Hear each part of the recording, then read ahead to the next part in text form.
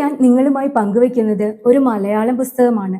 ഞാൻ കഴിഞ്ഞ വർഷം വായിച്ച ഒരു 20ഓളം മലയാളം പുസ്തകങ്ങൾ എടുത്താൽ അതിൽ ആദ്യ 5-ൽ വരുന്ന ഒരു പുസ്തകം റഫീഖ് ബദ്രിയായുടെ ആലം നൂർ. എവിടെയോ പത്രപരസ്യം കണ്ടതാണ്. വിവരണത്തിൽ സൂഫികളെ പറ്റിയും സൂഫി നൃത്തത്തെ പറ്റിയുമൊക്കെ പറഞ്ഞിരുന്നതിനാൽ വാങ്ങി വായിക്കണമെന്ന് കരുതിയിരുന്നു. എന്നാൽ ഈ മാൻകൈൻഡ് ബുക്ക് കയ്യിൽ കിട്ടാൻ കുറച്ചു വൈകി.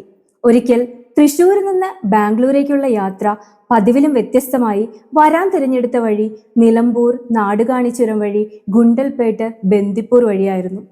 തൃശ്ശൂരിൽ നിന്ന് തുടങ്ങി കുറച്ചു കഴിഞ്ഞപ്പോഴത്തേനും ബുക്ക് കയ്യിലെടുത്തു. അവതാരിക തുറക്കുന്നതിന് മുമ്പേ കഥാകാരന്റെ ഒരു വരിയുണ്ട്: വേരുകൾ മാത്രമല്ല, കൊടുങ്കാറ്റിന്റെ കാലത്ത് അപ്പുറത്തെയും ഇപ്പുറത്തെയും മരങ്ങൾ തോളിൽ പിടിച്ച് വീഴാതെ താങ്ങി നിർത്തിയിട്ടുണ്ട് എന്ന്. ഈ വാക്കുകൾ ഹൃദയത്തെ പിടിച്ചു കെട്ടി എന്ന് വേണം പറയാൻ. അതെ, അപ്പോൾ കഥ നടക്കുന്നത് അജ്മീറിൽ, ഒരുപാട് തണുപ്പുള്ള സമയത്ത്. തുടക്കത്തിലെയുള്ള ട്രെയിൻ യാത്രയും കഴിഞ്ഞ് അജ്മീറിലെ തിരക്കും ദർഗയും ഹവേലിയും മനസ്സിലേക്ക് കയറാൻ അധിക സമയമൊന്നും വേണ്ടി വന്നില്ല. നാടുകാണിച്ചുരത്തിലെ മൂടൽ മഞ്ഞുള്ള വഴിയിൽ പതിവായി കാറിൽ ഇഷ്ടപ്പെട്ട പാട്ട് വെച്ച് കൂടെ മൂളിക്കൊണ്ടിരിക്കുന്ന പതിവിൽ നിന്ന് വ്യത്യസ്തമായി ഞാൻ അന്ന് വെച്ചത് ഹവേലി സംഗീതമാണ്. അജ്മീറിന്റെ ഇടവഴികളിലൂടെ ഹവേലി സംഗീതത്തിന്റെ അകമ്പടിയോടെ അവിടുത്തെ തീർത്ഥാടകരുടെയും ഭിക്ഷക്കാരുടെയും റിക്ഷക്കാരുടെയും താമസക്കാരുടെയും ഇടയിൽ കൂടെ നടക്കുകയായിരുന്നു.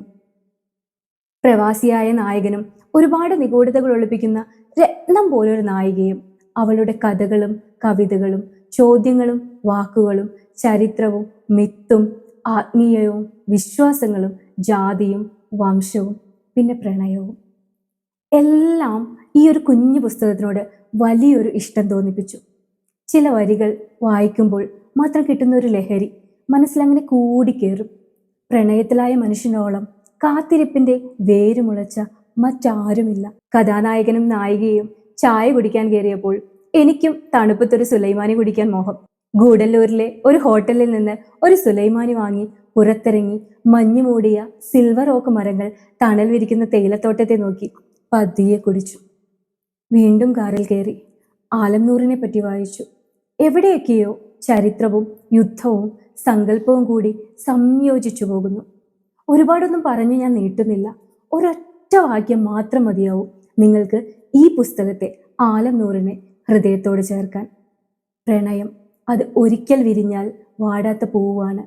പിന്നീടുള്ള ജീവിതം മുഴുവൻ അതിൻ്റെ സുഗന്ധത്തിലാണ്. മറ്റൊരു പുസ്തക വിശേഷവുമായി വീണ്ടും കാണാം താളുകളിലൂടെ.